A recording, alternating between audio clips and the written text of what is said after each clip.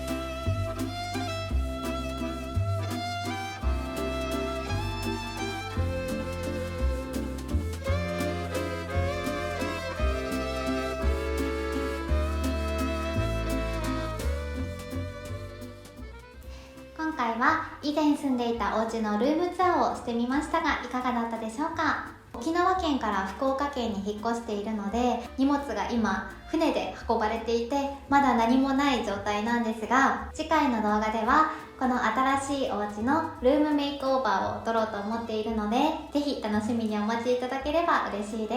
す。それでは最後まで動画をご覧いただいて本当にありがとうございました。ぜひグッドボタンとチャンネル登録もよろしくお願いします。また次の動画でお会いしましょう。バイバーイ。